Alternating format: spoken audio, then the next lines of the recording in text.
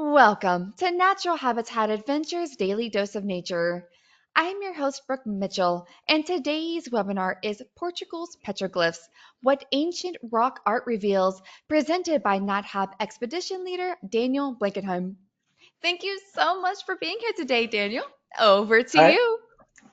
Hi, Brooke. Yeah, thanks for the warm introduction. I'm super excited to let you know about these petroglyphs and about the rock art in general. We're going to do quite some detective story today, so I'm excited to dive right into it.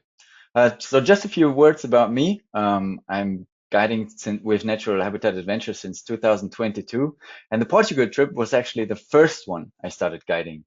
So it's especially close to my heart. Here you can see me just a couple of days ago, actually. Just came back from the beautiful June departure 2 days ago, where I've been kayaking with the group, and it was spectacular. But here you see us with our local guides, Rodrigo and Pedro, and two of our wonderful guests. I hope you're tuning in, Mary and Art. If you do, greetings to you.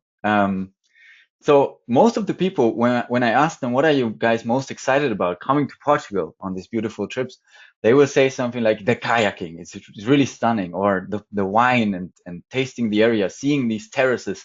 That's what most of them will say.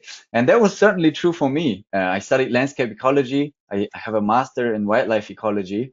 And so for me, as a certified paddle sport leader, the Douro and the paddling was kind of the main priority I was super excited about.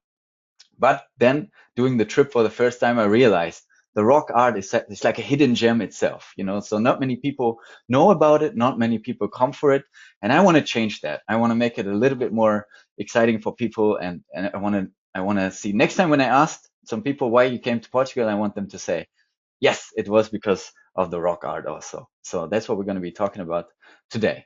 And how we're going to do it, we're going to do it not with the knowledge of what we have today, but we're going on a little detective story. Okay, so we're going to talk out of a perspective of a significant person at that time, and we'll talk about what he went through and what he discovered. So then we talk about the history of the discovery and what's so special about the rock art that was uncovered.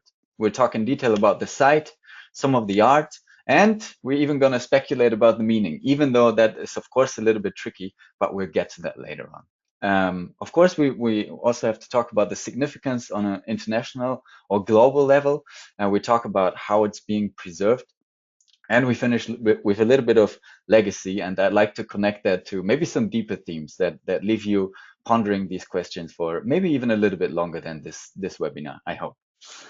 So let's get started. Where are we actually? So on our trip, we start in Porto and then we go to the Douro Superior. So it's very close to the Spanish border. It's up right behind the mountains, we call this area. So the Douro Valley is basically where we are. It's the oldest demarcated wine region in the world. And you see the Vila Nova de Foscoa, right where the Coa River meets the Douro River. And that's where these rock art site is located. So very far inland, let's say, from Porto, as much as you can get from the coast. This is what it's famous for. It's the oldest demarcated wine region in the world since 1756 and has been the only reason that is allowed to authentically produce port. So any port that comes from anywhere else is fake port. It's a protected origin, and that is the Douro Valley. And so we have these century-old terraces, and it's a stunning cultural landscape that attracts more and more visitors. And Portugal are not a well-kept secret anymore, unfortunately. But where we go and where these rock art is hidden is basically still one of these last places where it's really remote. What we're doing a great mix between different activities. We actually go a lot we do a lot of kayaking on the river. You see me here towing the whole group when they're all exhausted. I do that mostly for show off for the local guides when they're like, wow, oh. But we also have beautiful hikes, and so that enable us to explore the valley in all its depth and with all its variation. And so it's a beautiful balance, especially for 2026, where we're gonna introduce some more hikes to get to other places and to see also the Douro International Park. But there's even more than the terraces and the river and the kayaking, and that's what we will talk about now. So where are we? This is basically, you see on the lower end, you see the Coa River getting into the Douro River. And so we are in a we are away from the coast, as I've mentioned before. We are sheltered by mountains, and that gives this area in particular a very continental climate. So it's very continentally influenced. And that means we have these hot, dry summers. We actually had there about 100 degrees sometimes, even now, just a week before, which is unusual, but it was very hot. And that's good for the port wine grapes, maybe not so good for some of the visitors if it's so hot. But it's really good for the port wine production. Besides the grapes, lots of grapes, you would see olive oil, olive grape, olive orchard, and also almond groves mostly. Okay, so in this area, you can imagine very rural, not much population. Most of these villages are declining in population, and that started already in the 60s when the colonial war started. So either Portuguese were sent to fight in the colonies, or they were trying to escape from the war and not wanting to fight to keep the colonies. And so we have a huge depopulation problem here in the area. And so with this understanding, in this context, there was a proposal of a dam project. And we see that here in 1990 or 1991. And they proposed to start a dam project. We had already many dams along the Douro in the 60s and 70s being created. And this now was a project for the Coa Valley. And this was supposedly a $300 million project. So really big. It would have resulted in the temporary creation of about 4,000 jobs. It would have brought employment and money to the area, and it would have helped to make Portugal a little bit more independent in terms of their energy supply. The energy of mix of Portugal was at that time transitioning. They're very renewable now. In some months it's up to 90%, of which in general it is 70%, though I should say. But of which is hydroelectricity about 30% of the total power, and 15% only on the Douro. So when we think about this project, this dam, then we have to think that this would have been a significant contribution to the energy supply and to the local population. So keep that in mind when we talk about the discovery and its impact. This is what it would have looked like if it was finished. This is the Tua Dam, just a few miles down the river, you could say. And you see the very high wall. In the Coa Valley, it would have been up to 400 feet. So really burying off this tributary and helping to produce hydroelectricity. So now we're going to meet Nelson Rebanda. Think of being in his shoes. He's an archaeologist from the Institute for Architectural Heritage, and he is now sent by the Energia de Portugal, who are responsible for contracting this work to build the dam. He's sent there with his team of researchers and scientists to do the environmental impact assessment and survey. So now he's there. He doesn't expect much. This is the standard procedure, right? I mean, every assessment has to be made, and he ends up finding the first engravings. So this is pretty much the first horse that he found at Granado do Inferno. It's a simple rock art, you could say. We didn't know, they didn't know the age. He, however, suspected immediately that it was of huge importance and that it was Paleolithic, in fact. So that means older than or around 20,000 years old. And so that was a huge deal. But of course, as you can understand now, it was a big project as well. So his initial findings were never publicized. Okay, so it was closed down. It was not coming to the public. This is some of the first engravings that they found at Granado do Inferno, one of the sites that we also visited a week ago. So they are freshly taken pictures that you can also see in the nature. We get to that. But now let's keep with Rebanda and his findings. So when we talk discovery, it's in these marks because, of course, maybe some local shepherds, maybe some local people, they would have known about these engravings already. They would have known them, but they lack the knowledge and the understanding of their significance, right? So it was the discovery of the scientific community that estimated the age and called it Paleolithic, and that, of course, was a very big deal. And now it's the archaeologists that leaked the information around 1994. Okay, so in this 1994 leakage, you could call them whistleblowers. Basically, Rebanda's finding became the key evidence, and it was then that it got even bigger and more controversial because even though they leaked these findings, the construction of the dam began. And we can see this here on this picture as well. This is original footage, and the construction had already started, and it became a big battle of the Coa. Okay, so not even overwhelming or exaggerating here. It was a really big deal. It's a race against time, as you can imagine, because the core construction begins already. Now there's the other team. There are civil movements forming. There's a whole student movement also, and they sent teams, UNESCO World teams, people coming from other rock art sites or from cave art sites like the Lascaux one in France, from Spain in Altamira. They come and they find the same things. There's more and more engravings. We find more and more. And and yes, their conclusion is also, yes, it's Paleolithic. It has to be protected. As gravuras now sabem nada. That is their official slogan, and it means the engravings don't know how to swim. They can't swim. So let's protect them. This is basically what it is.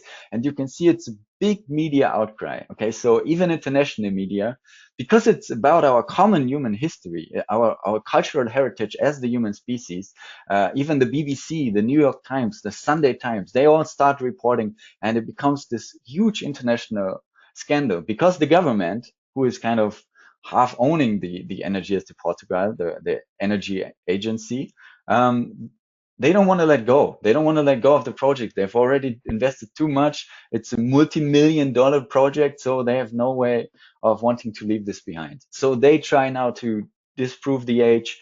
They try everything in their power. They have experts on their side that say if it's flooded, it's protected from vandalism, or we could have underwater tourism diving down.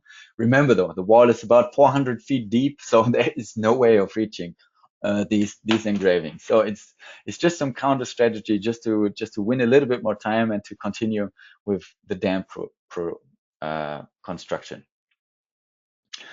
At the end, though, because of the student movement, we have to think this is a student movement. You know, it's a very divisive topic in this society. So the older generation, they see the job opportunities, they see the money it would bring to the area, while the younger ones, especially the students, they are the ones that say we need to protect it. This is our common cultural heritage. And so even within families, it's a hot topic, let's say. But these young people, they start to collect.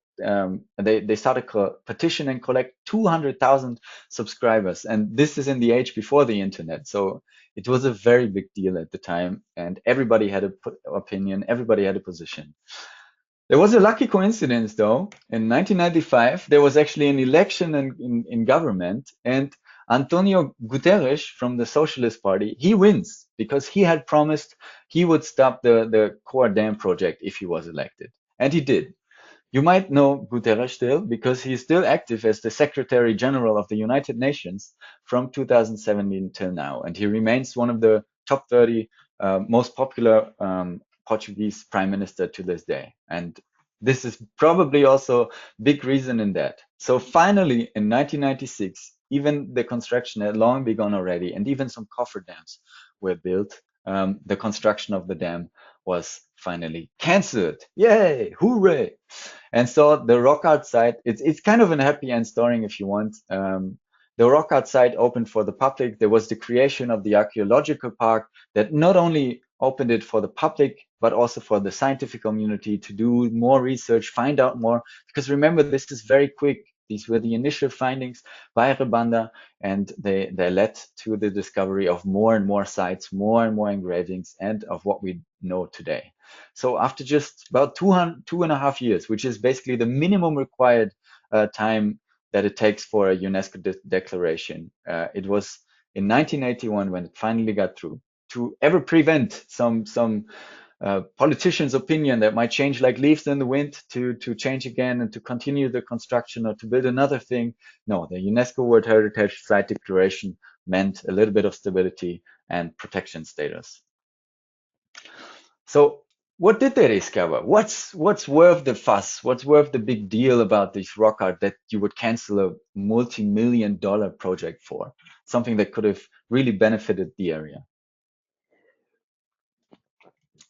Let's talk about the site. So we have lots of different sites actually. We have about 80 sites and they are all spread along the last 30 kilometers. Sorry, I should say 20 miles around that, maybe 17 miles of the Coa Valley, just before the Coa hits the Douro Valley. And along these sites, we find basically a human timeline of artistic expression of about 25,000 years. It's not very precise. Some of them might be even as old as 30 years, 30,000 years old. But in general, we find about 20 to 12,000 is the most average, let's say. And we find different motifs. Actually, we will talk about this in a second because we get like a stylistic evolution. We have the post-ice age representations of animals. In that sense, it's kind of still a NetHab webinar, a classical one because we talk about animals after all. But we also have Neolithic and Iron Age representations and even go into the modern age. So you can even find some engravings from just a few decades ago. I will show them to you in a second. But it's very significant, just the sheer scale of that, which Rabanda and us, as we are being in his footsteps, didn't know at the time of these initial findings. But more and more over the years, because of the research, we found about 1,200 decorated rocks and 5,000 of them in Foscoa. Siga Verde is another site in Spain that got included into the World Heritage Site in 2010 because it kind of is a continuation of the Coa Valley and it spreads through the other side. So here you see us with our guide Marco. If we go in the field with to visit them, when we go in the field, sorry, then we'll always take a very passionate local guide because, as you can imagine, as you see even on this picture, sometimes it can be very tricky to find these engravings in their natural environment, and without the interpretation of a local expert, this is basically impossible. But we'll get the chance to have a guess and to look for it ourselves. And so for about 50,000 acres around the last final stretch, this is when we can search at different sites for these schist slabs. So we have these vertical schist slabs. Schist is a very, very soft rock, comparably comparably soft metamorphic rock that is used basically as a canvas. So we get these naturally occurring vertical slabs and they use them as canvas. The biggest of these ones was a 3.5 meter or about 10 feet big hour ox, and we will talk more about the engravings and the art. But so we have a little bit of an overview here throughout the different ages. So from 22 to 20,000 years ago, we find mostly animal representation of, for example, our ox, ibex, deer, horses, that kind of animal. The style, though, it changes. So in secondary groups, we find more engravings, but now when they start drawing the mane or they start adding details, like the neck hump of some our ox bulls and stuff like that. So it's really interesting how the elaboration and the style changes throughout the millennia. And then it's interesting because there are some schematic figures of humans in the first in the Upper Paleolithic, which is basically up until 10,000 years ago. But later on in the Bronze and Iron Age, these anthropomorphic figures, they become more prominent. They become less schematic and more figurative. So it's really interesting to see the evolution of these figurines. And even in 18th century, we find religious anthropomorphic figures. We find representation of trains and bridges. You will see some of that in a second. But first of all, very important for us, how do we actually know that it's from a certain age? You know, maybe the radiocarbon method to date organic material.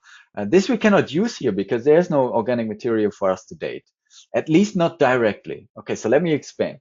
We call this, what you see here, a stratigraphic correlation. So imagine this first layer, the first blue line, everything is underneath soil. But now you see some of the rock peeking out. And okay, we undig the soil and we find some bones, for example, from squirrels or rabbits. And now these ones we can date with radiocarbon dating. Okay, that helps us to identify the age of that.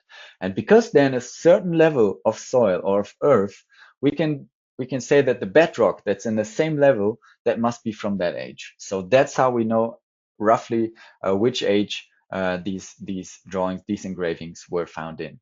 Of course, if you find newer engravings on top of that, that means because of the succession of soil and of earth, that these are the younger ones. So as we go higher in the horizon, we get younger and younger engravings. And you can see sometimes on the same rocks we have a lot of spaghetti, but we also have a lot of engravings on top of each other, and they sometimes go throughout the millennia. And this is so fascinating, no? Seeing that the same rock has been used over and over again for thousands of years, the same rock. Well, why is the big question, right? We will talk about that in a second. But the other method, not just the stratigraphic correlation, is also that we have to compare the style. Okay, so for example, is the horse drawn without its mane? Is it with mane? And then we can compare it with cave sites, for example, from other places in Europe and where we know the age. And then we can say, okay, based on our stylistic comparison, we know this must be roughly the age. So again, we look at the horse and we talk about the techniques now. And this is basically where we see a combination of three different things. So imagine the artist 22,000 years ago, and he's sitting there, or she is sitting there in front of the rock and thinks about, okay, I want to draw a horse. How do I do that? He or she probably started with some nice fine line sketching just to make the outline. And then we can see, especially in the middle here, we can see on the back line, we see thick lines being moved back and forth. And that's exactly what we call abrasion. So you have this stone tool, very sharp, and you slide it back and forth to make a deep line. But that can only be the second step after maybe the sketching or after what we call the packing. Okay. Pecking we see more on the head. It's not as deep, right? You basically can imagine a hammer stone, and you either hit directly a couple of times into the rock, or you use a chisel, like a chisel, and the hammer stone on the head of that.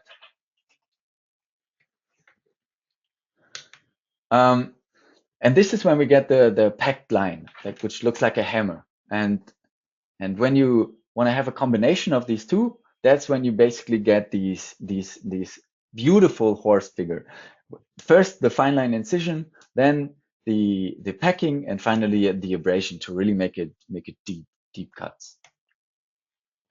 Basically, we see here the fine line incision, and it's impossible in the field to really find it. That's why we need the help of the local experts. You see it on the left.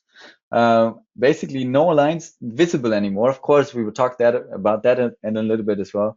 There is a lot of erosion, and that makes it almost impossible for the naked eye to see that. So luckily, we got some computer lines added into these paintings now, and we can see that. That is not in the field, of course.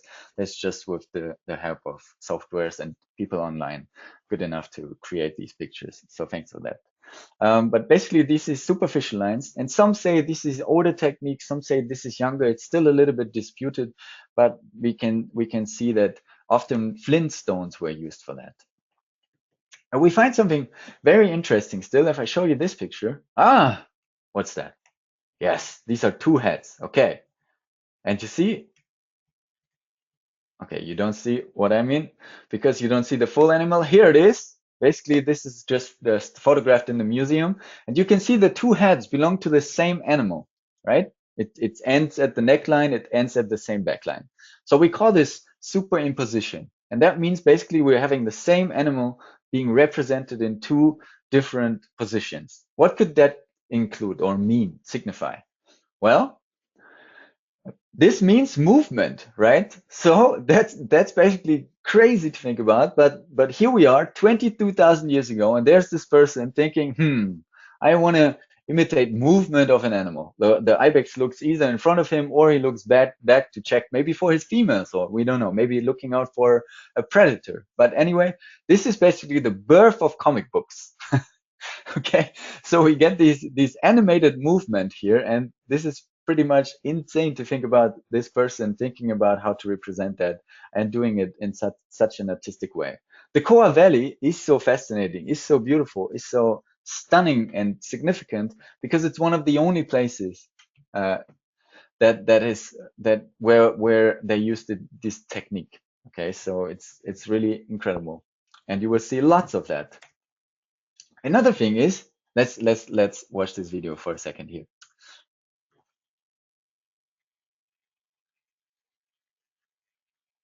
Yeah, you see the ibex, and it's beautifully animated also in the museum, but it's the same rock. Mostly they have replicas here, but this rock is also found in the environment. And you can see beautifully animated. Thanks for that, museum team. That's really helpful. And what we can see is basically the same ibex. Okay, so of course it's a little bit, you can argue about that, but there's a couple of examples where we seemingly have the same animal in a series of events. So again, we have this kind of comic book effect where there's actually action happening. The animal moved through the art, moved through the rock art. So we have the superimposition depicting movement and showing movement, and we have this series of events, this action of animals in different positions throughout the rock. Incredible, no? Um, Another thing that I'm super excited about, you might have noticed, is that there's stratification. Okay, so we saw this also on the slide where I talked about the age and how they figured that out. Imagine this vertical schist slab, and now you have many, many joints. That's why we call some of them spaghetti rocks, because there's just lines everywhere, and it takes a very skilled eye to figure out what is what and what could mean what. And here we see on the right, we see ibex, we see horses. Here we have the red horse with the two heads again. The other head is cut off or not in the picture anymore. We have the our ox and another horse in blue, and the big our ox in pink. So we have a lot of uh, basically different animals on the same vertical schist slab. And this happens all over the time, about in thousands of years on the same rock, painting or sorry, engraving and carving on top of each other. As we move through the ages, we even find some human figures, and you can see the phallus is quite enlarged. This is not natural, and we can, or shouldn't maybe, and we see a dog, or what is supposed to be a dog here also in the picture. And for the first time, this is basically the Neolithical. So after about 10,000 years ago, when we first started to see agriculture arriving from the Middle East, okay, so people become more sedentary. That's when we start seeing these human figures with spears and shields. So very, very interesting. Keep that in mind. As we move on throughout the ages, we even find from 1786, I'm not sure if you can read the date, it's right it's on the right hand side of the cross. Yeah, we see this cross. So we find religious symbolism here dating back to the 18th and 17th century. So even then, notice one thing also, notice how close this schist slab is to the water. Okay, we'll talk about that in a second. And again, modern age, here we have in the museum we find them perfectly copied from how they look in the natural. We find Antonio Seixas and Ate Tome, and they've been painting basically what they saw in their environment. So the castle of Guimarães, which Guimarães was the first capital of Portugal, and he painted that. He even had the king of Castile and the king of Portugal fighting each other. I don't know if you can see it, but really incredible, no? That the rock art from 20,000 years ago continues even to the 20th century. And here, with the arrival of the train, which is basically going into the Douro River or into the Douro Valley, I should say, since 1875. Okay, so really incredible that we have these. These were, by the way, some millers that were working in the area, and after their hard day of work of grinding wheat or cereals to create flour, they still had the time, the intention to create some rock art. It's incredible. So to fully understand the rock art, we have to talk about the people behind it, right? So Upper Paleolithic, basically 40,000 years ago, when the Upper Paleolithic starts, that coincides with the last glacier maximum. So at that time, you can imagine the northeastern Iberian Peninsula, so Portugal, northwestern Spain. There are still some glaciers around Jerez, uh, and and basically the valleys are cooler, but we have a better microclimate away from these high glaciers. Okay, so we have hunter-gatherer societies that live in these small nomadic bands, around 30 to 40 people on average. They use these flint stones, these flint rocks, to carve their rock art. But the flint tools, interestingly, they're not from here. They travel around 400 kilometers, 250 miles just to get to here because they are none found naturally in Portugal. So there was a big trade system throughout the Iberian Peninsula already. Another thing is that as the climate begins warming up, there seems to be greater artistic expression and symbolism and more techniques being used. Okay, we have tailored clothing. You can see on the picture, this is a representation from the museum. This is basically how they lived. They used animal skins. They sewn them with bone needles. So we call it the Stone Age basically, but there was a lot of bone materials and tree materials, but they mostly decayed already. And they have these seasonal migration patterns, right? So they follow the herds of the megafauna that we saw. So our ox, horses, deer, and ibex. So this is, and mountain goats, right? So this is really important for them. During the summer, they sit a little higher in the mountains. When it gets too cold up there, they move down to the rivers, and they only always stay in these food-rich areas. In this context, they seem to be the Coa Valley seems to be quite favorable for these communities. Okay, they keep on coming back throughout the ages, even 20,000 years ago, but even 1,000 years ago, they're still there. They're still coming back. Now, after the Neolithic revolution, even the agricultural uh, groups, they start staying longer. They have less seasonal migration. They will stay more in seasonal camps. So this is reflected by the showcase of more and more human figures. It's interesting, right? What's all the meaning of that? Well, that's the tricky bit, right? We take this with a little bit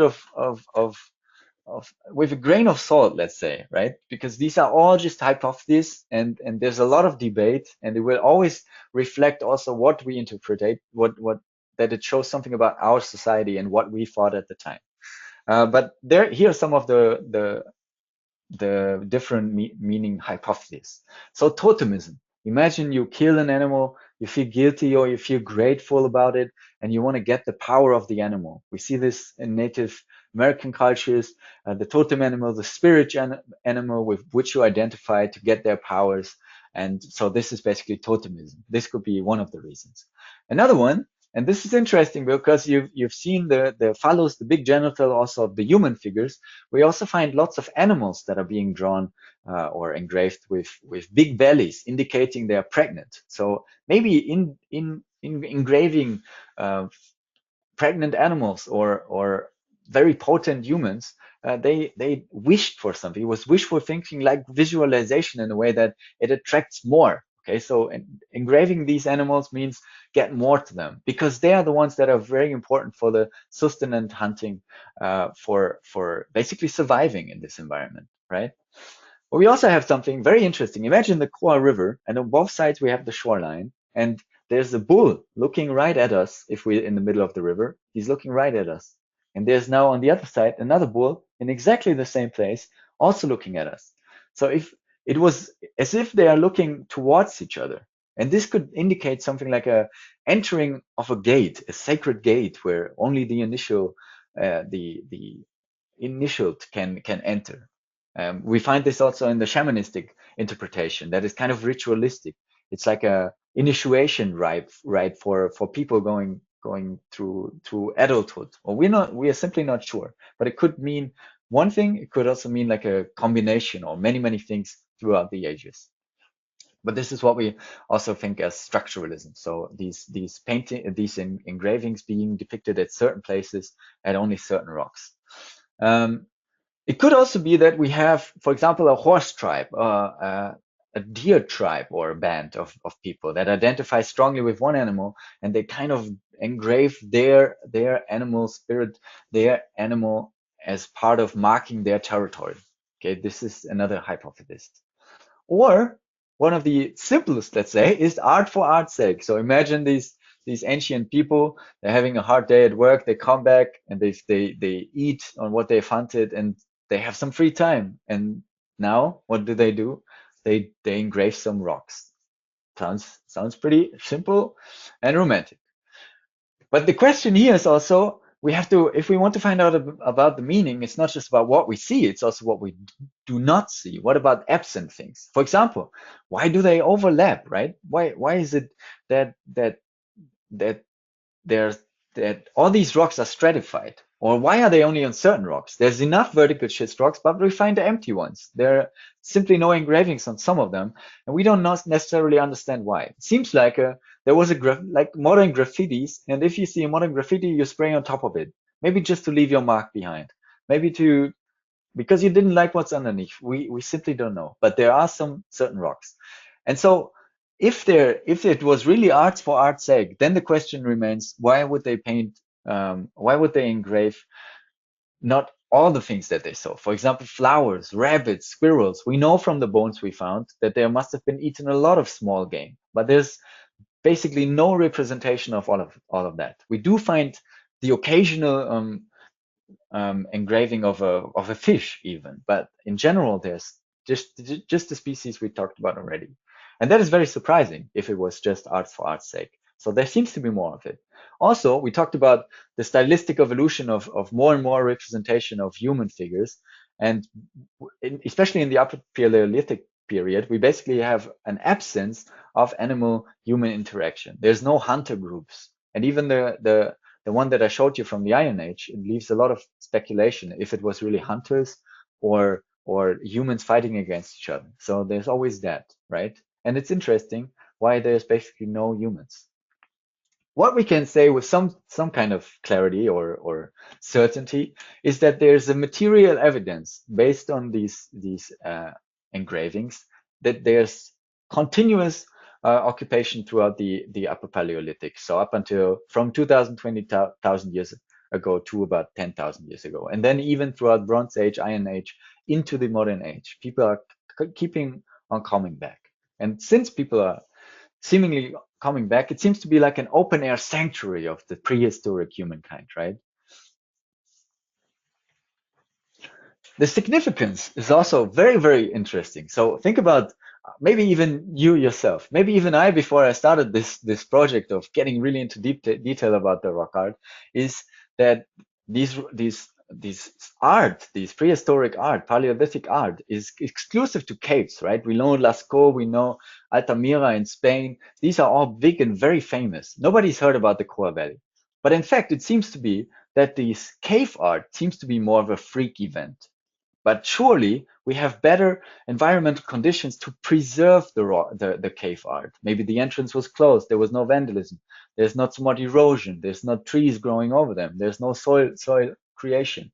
That helped to preserve cave art, even though it was far less mainstream or current than the rock art in the outdoors. But here we have different factors: erosion, weather, wetness, frost, that helps to dissolve basically these lines that are so fine sometimes that we can't even see them with the naked eye. Here in the Douro or in the Coa Valley, we have some favorable geometrical um, climatical factors that help to preserve the rock art, and that's why it's so significant, because it's still one of the world's most significant, if not, that's humble already, if not the most significant rock art, because it's such a long timeline, and it's one of the first manifestation of the symbolic creation and cultural development. Think about the beginning of comic book art and animation, as we know it today. This is basically where it started. And throughout the ages, it has always shown to a certain degree the social, economic, and the spiritual life of our ancestors. So even though the rock art might have been much more common back in the day, it is just unfortunately not so easy to find it anymore, or it must have been decayed. But keep that in mind. It seems to be that all of our ancestors have been engraving all over the world in many, many different places, but it's just much harder to find them because they're not as well preserved as maybe some of the cave rock art is. And that completely justifies the UNESCO World Heritage Site as a unique example for humankind's cultural development. The legacy, yeah, we have to talk about that. What we see here is still from the construction leftovers. We have the cofferdams here that were created to stop some of the river flow to enable to build the massive 400 feet wall. And that is still there. So it's kind of an obsolete construction barrier that is still there, and it affects the rock art. We've seen this painting, right? On the lower right, you can still see these religious motifs very close to the water. And this is during summer, so the water is low. But in winter, when we get most of the rain, between November and February. That's when the water rises, and it rises, in fact, so much that we get floodings, and that's terrible for the rock art. I mean, they're being eroded by the water. There might be even some frost some days, so frost spraying. So it's really not good. And of course, we haven't even talked about the environmental ecological impact for the fish communities. So that's just terrible. But we have, interestingly, our exclusive travel partner, the WWF. It partners with the Rede Douro Vivo network. It's a NGO as well, and it promotes the free flow of rivers. And so that's what they do also here. They've just managed to achieve a precedent in the Alentejo region in southern Portugal. They freed a section of about four miles by removing some barriers, just like that. And so this could be a precedent also for the Coa Valley, for these two coffer dams that we see on the upper right in the satellite picture that I took from Google, because they are still very much influencing the environment. This big picture, you can see the cofferdam wall. This was taken from just our recent trip at Canado do Inferno. So yeah, just to the preservation and the visit, 1996, that was when the ecological park was created, and ever since then it is protected. There are guards to prevent vandalism. But for me, as far as I can tell, there's not many problems with that because people understand the significance of the place. So that seems to be really good. In 2010, the museum was finished, and it was a homage to the land art idea that is so characteristic for this open air sanctuary. We would see that in a second when I show you the pictures of that.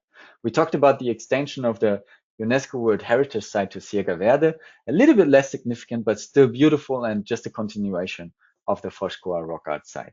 And it even got added to the cultural routes of the Council of Europe just to promote maybe some more tourism, to promote people to come and enjoy their common cultural heritage. So when we talk our visit, we have a day just for the core rock art, basically. We start after breakfast around 9:30. It's usually when we go. This is again with Marco, our guide. We do have different guides there, and they take us. We usually use the most accessible routes that we can take. There's maybe walking for half a mile. Sometimes we do get some staircases at some of the sites. They can be quite challenging, but we always take our time. We spend around 1 to 1.5 hours depending on your interest, and it's usually an easy walk with a lot of time to check out these engravings and to talk about their meaning in the field. And that makes it so special because we actually see them where they have been produced by our ancestors 22,000 years ago. I cannot say this often enough. So really incredible. Keep in mind, Canado do Inferno, where we went just a week ago, is called for a reason. Canada basically means little canyon. So if you're from Canada, you might be interested to know that. Many Canadians actually seem to come for that reason. But it means little canyon of hell. And that is for a reason also. It's basically called that way because we have about temperatures of 110, 120 degrees even sometimes. So you really don't want to be there at midday or early afternoon because it's just way too hot. So we try to prevent this whenever possible, but we do have to take into account the shade of the lines that make them more or less visible, the position of the sun in accordance to the site, and so on. So maybe if there's large enough interest, we could even arrange for a night visit at some of the sites. So if you're interested in that, talk to your adventure specialist, talk to us, and we can maybe make it possible. This is how the museum looks like, and you can see there's the beautiful land art aspect of where we are. Actually, at the lower left, you see right underneath the museum, which kind of represents these vertical schist slabs for me. You can see the restaurant, and that's where we also go. But first, we have another tour, and they are very complementary. Okay, so it's not we go only to one of them. No, intentionally, we choose to go to both of them because they add so much to each other. It's really like the full picture you can only get by visiting the museum also. Because in the museum, they might not have so many originals, but that's also on purpose to encourage people to go to the rock art site itself. But they will talk about, because of the help of the computerized lines and more time, less hot, we have the chance to more in deep talk about these theories, the different significances. We look at detailed more rocks, excuse me, in detail. And so it really adds to the pictures, and it shows you the kind of land art that was created here. We take another 1 hour here, have another guide for that, and then we eat in this beautiful restaurant overlooking the Douro and the Coa River. So it's a really fascinating, beautiful place. And this is basically how it looks. I was happy enough to let my drone fly over the museum just a couple of days ago, so I was super excited to get that shot. And you can see it's a stunning region. After the visit to the museum, after having eaten and shopped at the local shop, we can at the museum shop basically, we can even decide to walk back. So there's, I don't know if you see it well on this one, but there's a staircase beginning and leads right back right down to the river, and we can even walk to the hotel, which is not far from there. So when we ask about what is your legacy, so that's actually, there's a documentary in the museum and it asks this question: what is your legacy? Think about the student movement. They've managed to help abandon this multi-million-dollar project, and they ask these people. They ask even Antonio Seixas, the guy who painted the castle of Guimarães. They ask the other guy to why he drew this train and the bridge, and they say all the same. They say, because we wanted to stand for something that lasts longer than us. We wanted to leave a mark behind. And look what they've done. This is a random rock. I didn't find this in the Coa Valley. This is basically at São Gabriel. It's close by, admittedly, but there's somebody, a random person who felt inspired to create their own rock art, and this is what we find. Isn't that beautiful? So in a sense, it all asks us questions that are much bigger than us, connecting to something larger than us, something that will transcend us and maybe connect us to our shared humanity. So in that matter, I want to ask you, what is your legacy going to be? I'm just about to finish here. One thing is for sure, when you come, there's so many aspects about this trip that makes it so special and unique. But one thing is for sure, and that is that you're tasting and experiencing the history of the valley and soaking in all the rock art and all the port wine history, while protecting its future. And that's for us at Natural Habitat Adventures is the highest priority, to also do our part to the conservation through exploration. So we go there in these small group settings. We become a family. Portuguese are very warm-hearted and hospitable people. That's why I love keeping on coming back, and they will make you part of the family. And so with a big smile on our faces, we will enjoy the stunning scenery and the cultural heritage of the region. And I can't wait to lead you there. Thank you so much for your attention. Muito obrigado. Do you have any questions? Thanks so much, Brooke. Daniel, that was incredible. I knew it was going to be when we were talking about this topic, and you had me completely sucked in. And I'm sure that everybody listening felt the same. So, Yeah, I hope everybody, so. of course, for about the next 8 or 9 minutes, we will do some questions with Daniel here. So, in your control panel, there's a little questions box. Everyone, go ahead and put those in there, and we'll see how many we can get through until the top of the hour. Oh, great. Awesome. So this first one here, Daniel, are the petroglyphs related to the cave drawings in France? Do you by chance know any connection between them? Yes, so they're basically from the same period, right? And we talked about the stylistic evolution. So there's definitely that. They are the kind of same hunter-gatherer societies. They must have been in trade with each other, as we've discussed also with the Flintstone that traveled up to 250 miles. So there was definitely a connection between these hunter-gatherer groups. If they made that long journey themselves, if it was indeed the same kind of people, that I can't tell. But it's basically that they have a very similar social economic context of being hunter-gatherers living in Western Europe, let's say. Fantastic. Next, how were the I guess this is a really good question. How exactly was the age of these drawings determined? Yeah, sorry if that was maybe not unclear. It is not exact. Okay, so we simply don't have the exact tools because there is no organic material that we can carbon date. But we do have the stratigraphic correlation, right? Again, so we have this layer of rock embedded within a soil layer, and within this soil layer, we find organic material like bones, for example, like skeletons of squirrels preserved in the soil horizon. We can carbon date them with our modern ways of finding out how old they are. And then we can, because they're in the same level like the rock art, we can say, okay, this rock art must be from the same period.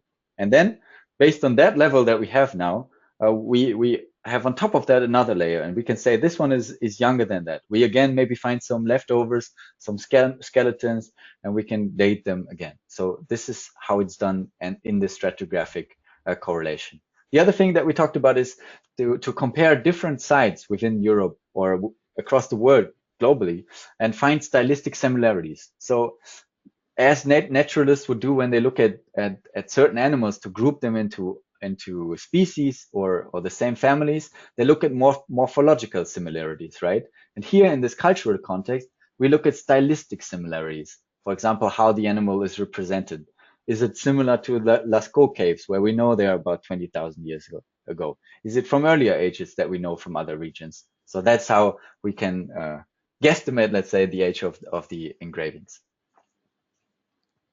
Great. Thanks so much for that explanation. This is a good question. Are there any contemporary graffiti or like artworks that are around? I know you mentioned a little bit of the tradition continuing in the region. Does it go all the way up to today? Yeah, that's actually a wonderful question because I'm a little bit, let's say, fighting with myself what I should think about it. Let's say it's a protected area. It's supposedly not, it's supposedly protected against vandalism by having guards and fences in place. But that basically stops the timeline, right? So we do have modern artists in the 1950s adding to this timeline of artistic expression here in the Coa Valley, and we basically stop it. So no, there are no graffitis, and maybe that's good not to vandalize the occurring rock art, but it also means that we don't have any continuation of rock art that we have seen up until the 20th century. So in a way, that is a bit tricky for me. I would like to see some even more modern, the first smartphones being engraved. Who knows? Yes, that actually brings up a really good point. I had the amazing opportunity of interviewing Pedro Prata, who leads Rewilding Portugal, and they help conserve the Greater Coa Valley. And they actually did an art festival celebrating all of those petroglyphs in the area. So that's a really Right. cool. People want to look up more conservation work happening in the Greater Coa Valley. Please look up Rewilding Portugal. They're an amazing Right. organization. Yeah. Just wanted to throw that out there too. I know we talked about that last time as well. Absolutely, yeah. There's so much to talk about in the Coa Valley and in the Douro Valley, so there's definitely a lot more to that. But I just wanted to highlight how special and magnificent the Coa rock art really is. Absolutely.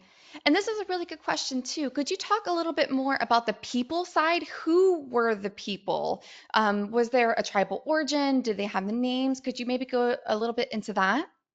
Yeah, it's really difficult for me to talk about this. We know that they have many similarities as have all the Iberian cultures at the time. They are modern people. We know that because the last Neanderthal bones were found in even deeper layers just before the rock art, so they were extinct at the time. At least this is what we're assuming right now. So they were modern people living in these small tribal bands and moving around looking for megafauna, post-glacial megafauna.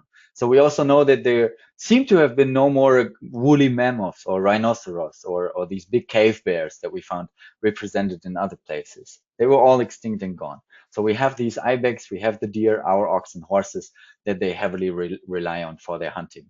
But basically, this is what we know so far. Fantastic. Thanks for that. Sounds like there's a lot more that needs to be discovered, too, which is Uncovered, very definitely, excited. yes, yes. And This is speaking why this of, is why it's also so great to have the local expertise of the people working at the museum, right? Because they have their archaeological experience, they have the research background. So it's great that we can. They're really passionate people, right? So that's why it's also so wonderful to ask them all kinds of questions that uh, that I couldn't answer today, let's say. absolutely, local knowledge is so critical and really helps these trips become something even more Yeah, grand. absolutely. Okay, next, this is really good too.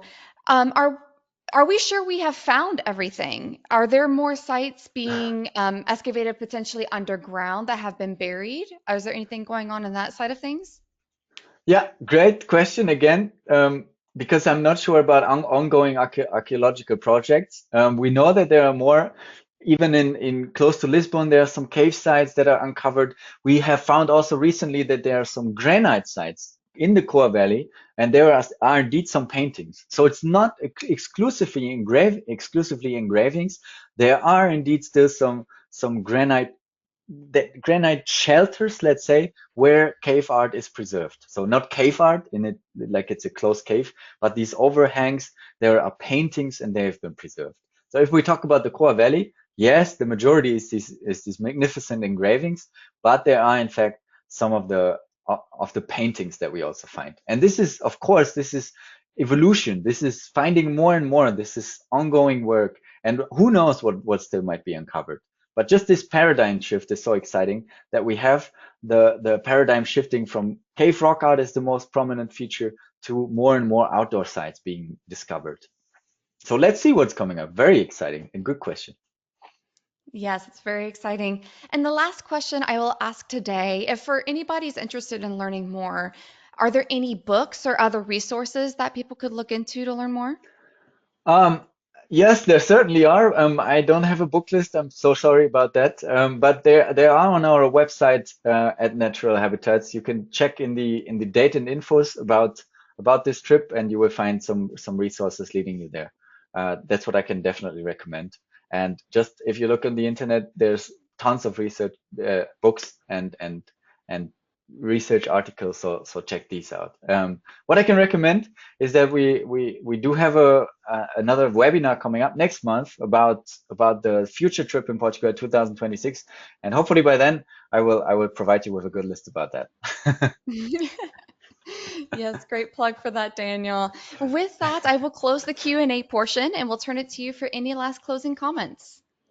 Yeah, like I said, I'm super excited. I hope you feel inspired to visit the area and check out the rock art. It's really like a hidden gem, pun intended, kind of. So I'm really happy to have had your attention today. And I hope you could feel my passion and my excitement about this whole trip. It's really wonderful, and I hope to see you there next year again. Absolutely. Thank you so much for taking the time to present to us today, Daniel. And I would like to thank everybody who tuned in. Join us tomorrow for our next daily dose of nature.